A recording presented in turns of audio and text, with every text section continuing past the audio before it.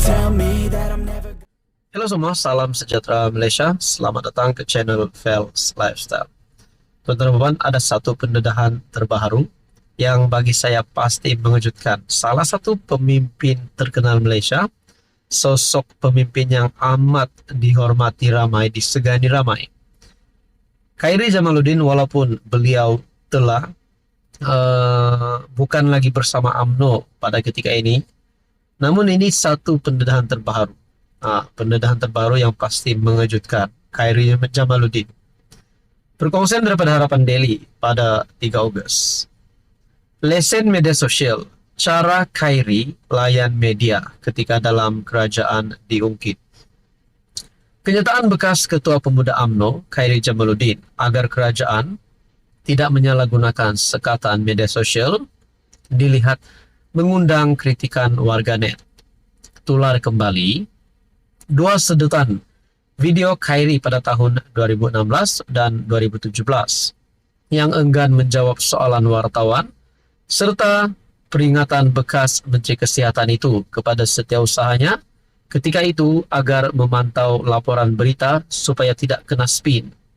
Rata-rata menyifatkan penyampai radio Hot FM itu sebagai cakap tidak serupa bikin apabila dilihat tidak melayan media dengan sewajarnya ketika mempunyai kuasa politik. Berlagak betul ya, lepas tu ada hati nak cakap orang, kata Rahizul Zulhim. Mungkin dia ingat akan pegang kerajaan sampai bila-bila. Itu yang berani cakap macam tu. Sekarang konon terpaling media pula, tulis Milaniki. Bila ada kuasa, kerek semacam tambah masa, Pak Mertua jadi PM. Dah tak ada kuasa, konon dialah paling prihatin, kecam Mat Unik 67. Khairy dalam audio siar keluar sekejap episod 116 berkata, untuk bersikap adil, beliau menyokong tujuan pelesenan kepada penyedia perkhidmatan, media sosial dan penyedia perkhidmatan pesanan internet dalam menangani jenayah dalam talian. Walau bagaimanapun, beliau risau dalam niat murni kerajaan untuk menangani penipuan dalam talian dan jenayah seksual. Berlaku juga usaha untuk menutup ruang perbincangan politik yang legitimate. Saya rasa itu yang menjadi kebimbangan orang ramai. Saya yakin jika ahli parlimen hari ini berada di blok pembangkang atau aktivis media sosial, pasti mereka akan kecam. Kata ini usaha untuk menutup kebebasan bersuara, ujarnya. Saudara-saudara, ini pasti satu pendedahan terbaru dan pasti mengejutkan Khairy Jamaluddin. Jadi adakah pembawaan ini boleh membawa kepada Khairy tidak lagi diterima oleh mana-mana parti?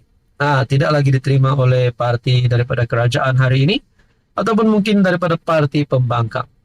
Walaupun saudara-saudara ada persoalan ataupun ada gesaan daripada beberapa pihak netizen melalui ruangan komen menyatakan baik KJ sokong kerajaan, sokong Anwar Ibrahim, baik KJ sokong PN ataupun sertai Bersatu dan PAS. Banyaklah cadangan-cadangan itu. Jadi berkaitan dengan ini, apa komen Anda? Halo semua, salam sejahtera Malaysia, tuan-tuan dan puan. Selamat datang ke channel Fels Lifestyle. Terima kasih kerana terus setia dan bersama di dalam channel ini. Ini satu perkongsian. Ini adalah satu kredit baru dan pujian baru untuk kerajaan pimpinan Datuk Seri Anwar Ibrahim. Dan secara peribadi ini mungkin jadi penyebab kepada penyokong-penyokong PN akan melompat parti dan terus menyokong kerajaan Pakatan Harapan Barisan Nasional. Itu sudah pasti menjadi satu harapan kepada penyokong PH. Satu laporan ataupun satu tulisan daripada Harapan Daily bertarikh 2 Ogos. Adik kakak, tahu tak ringgit kita makin beautiful. Semalam, Menteri Kewangan 2, Datuk Seri Amir Hamzah Azizan, menjangkakan ringgit terus menguku, dipacu oleh pertumbuhan ekonomi dan inisiatif kerajaan untuk menarik pelaburan. Susulan perkembangan positif itu, ramai yang menyambut baik berita berkenaan, termasuk seorang TikTokers yang menggunakan nama Kelantan Today. Dalam videonya itu, pemuda tersebut dilihat memuji kerajaan perpaduan yang dipimpin Perdana Menteri Datuk Seri Anwar Ibrahim. Adik kakak tahu ke tak, ringgit berbanding mata wang lain ini makin cantik, makin beautiful.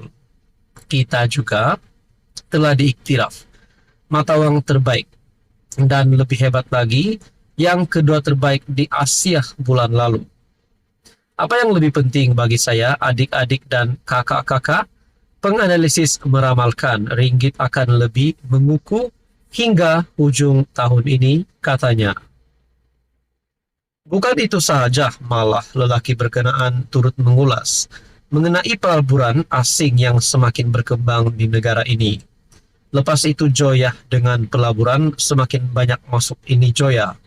Malaysia sebenarnya sedang mendahului fasa perubahan besar sehingga keajaiban ini dibincangkan di pelbagai media antarabangsa. Kerajaan kita ni tak nampak gopoh. Mereka sangat berhati-hati dalam mengejar kemajuan. Sebagai contoh, selepas subsidi telur, ayam dan diesel dialihkan, majoriti rakyat hampir tidak terasa akan kenaikan harga barang yang mengejut. Malah harga ayam dan telur semakin stabil. Hari ini MIDF, Amanah Investment Bank, Berhad mengunjurkan ringgit akan terus meningkat pada separuh kedua 2024. Berikutan mata wang itu telah mengukuh melepasi paras RM4.60 berpotensi mengakhiri tahun ini pada RM4.43 akhir 2023, RM4.59. Jadi kalau ini satu kredit baru untuk Anwar Ibrahim, kenapa masih ada yang cuba untuk jatuhkan Anwar? Kenapa masih ada pihak daripada pembangkang, daripada PN untuk membawa pelbagai isu untuk menjatuhkan Anwar Ibrahim? Sedangkan kita dapat lihat ini satu perkembangan terbaru ataupun satu berita baik untuk seluruh rakyat Malaysia.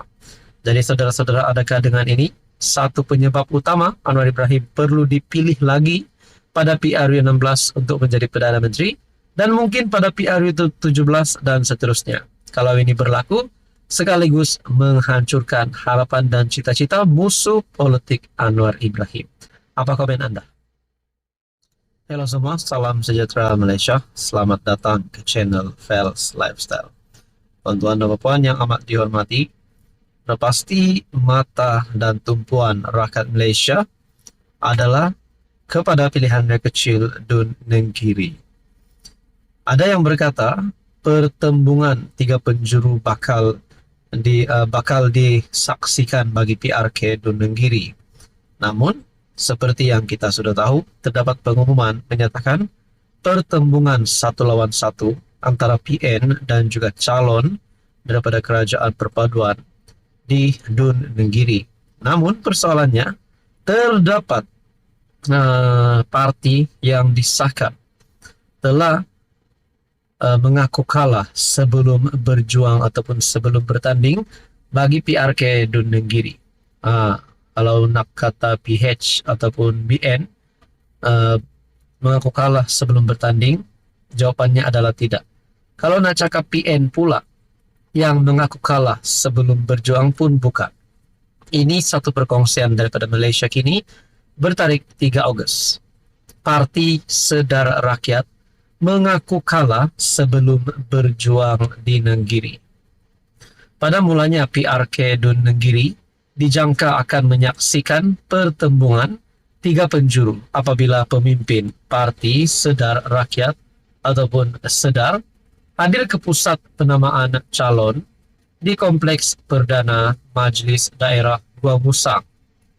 Kehadiran Presiden Sedar Othman Abdillah membuatkan wartawan tertunggu-tunggu siapakah yang bakal dipertaruhkan parti itu untuk mencabar calon Barisan Nasional dan PAS. Namun, sehingga proses penamaan calon ditutup pada jam 10 pagi, Sedar mengaku kalah sebelum bertanding apabila menyatakan sebab untuk tidak menghantarkan calonnya. Menurut Othman, tiada peluang untuk menang jika mereka bertanding di Dun Nenggiri. Kita putuskan tarik diri selepas melihat kekuatan penyokong PN dan BN. Kita sedar kalau kita masuk bertanding, meskipun peluang nak menang tipis.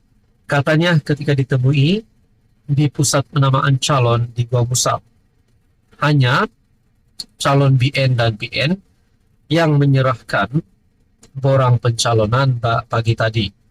Sebelum ini, Sedar menyatakan hasrat akan bertanding dalam PRK Nenggiri jika kerusi berkenaan hanya ditandingi oleh PN dan BN.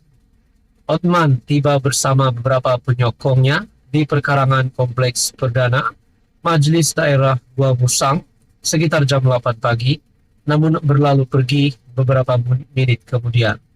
Awalnya calon kita sudah sedia untuk bertanding dan calon kita anak tempatan Nenggiri. Walaupun kita tak bertanding, pilihan raya akan datang, kita tetap akan masuk. Persoalannya, mungkin lebih baik kalau parti Sedar ini mungkin mengumumkan saja kerjasama bersama PN ataupun terus dengan kerajaan.